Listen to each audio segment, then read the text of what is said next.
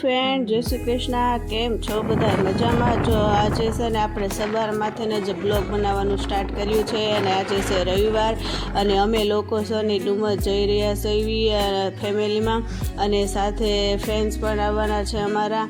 તો આવી રીતના અમે જો મોર્નિંગમાં જો નીકળી ગયા છીએ અને બપોરનું જે જમવાનું છે તે પણ અમે સાથે જ બનાવીને લઈ લીધું છે, કેમ કે અમે બપોરે ક્યાંય બહાર નથી જમવાના, એટલા માટે અને ઘરેથી લઈ જવા માટે સારું પડે જમવાનું.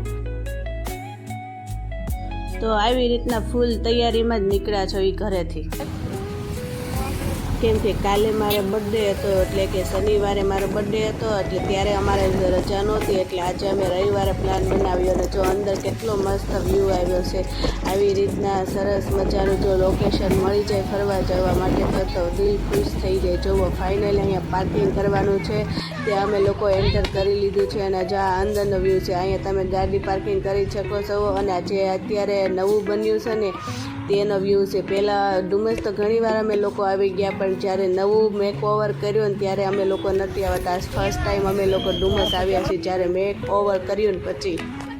આ ડુમસની જે અંદર નવી જગ્યા બનાવી છે તેનો આ વ્યૂ છે, એ પણ એટલો ખુલ્લો અને વિશાળ જગ્યા બનાવી છે અને એટલો મસ્ત બનાવી છે. અહીં અલગ અલગ છોકરાઓને રમવા માટે એક્ટિવિટી પણ છે, જો સરસ મજાની.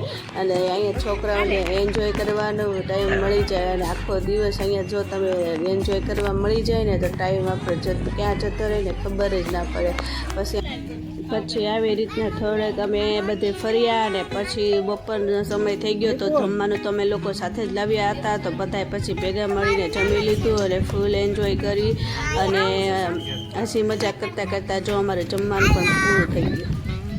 આવો નાનો ટૂર હોય અને જો જમવાનું સાથે લઈ લો ને તો આપણે સારું પડે અને ફરવાની પણ મજા આવે અને ઘર જેવો સ્વાદ પણ મળી જાય.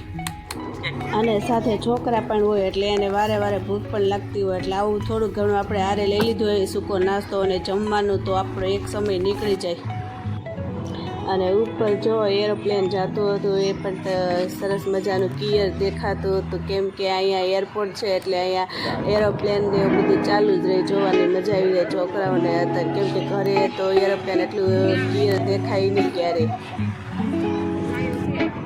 જો આપણે સુરતની આજુબાજુ નજીકમાં જો આવું કોઈ ફરવાલાયક સ્થળ હોય ને તો જરૂર તમારે એકવાર વિઝિટ કરવું જોઈએ અને અહીંયા એટલો દિલ ખુશ થઈ જાય અને ફૂલ એન્જોય તમે કરી શકો છો આખો દિવસ છોકરાઓની સાથે મળશો અને ટાઈમ કેમ જતો રહે એ તમને ખબર જ ના રહે. અહીંયા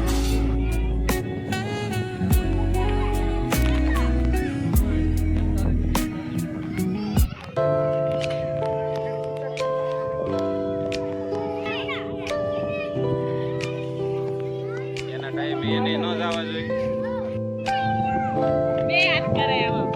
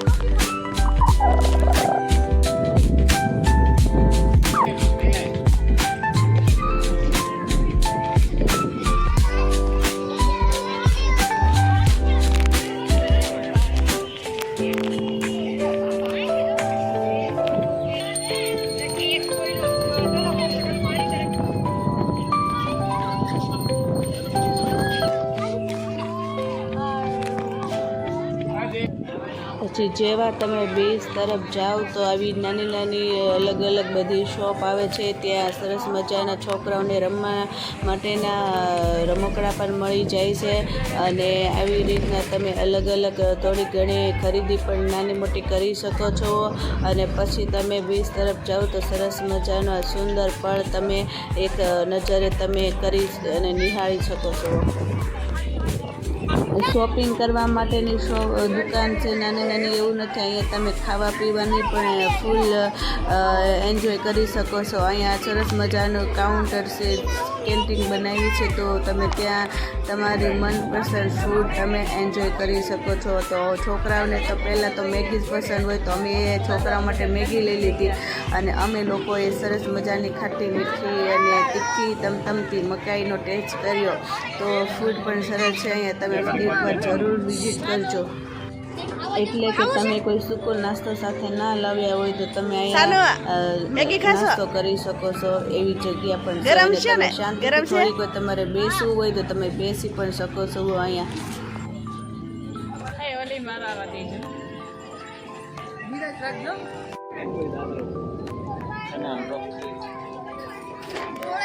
આમ જુઓ,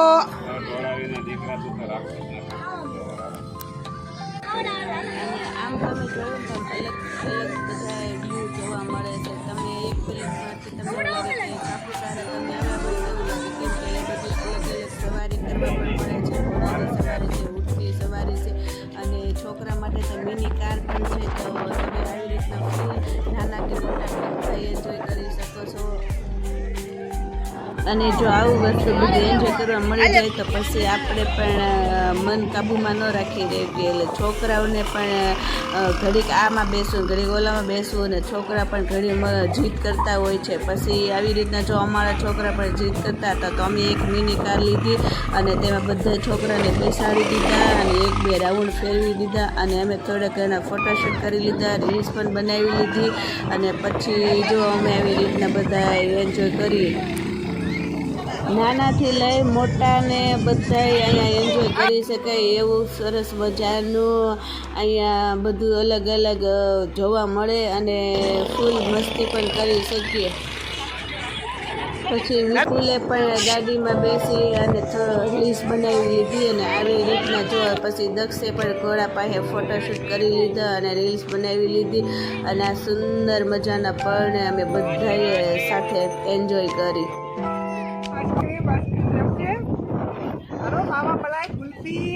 કેટલા રૂપિયાની આપી? 10 આલી સાહેબ એમ છે વેસવાનું ચાલુ કરી દેવું તમારે.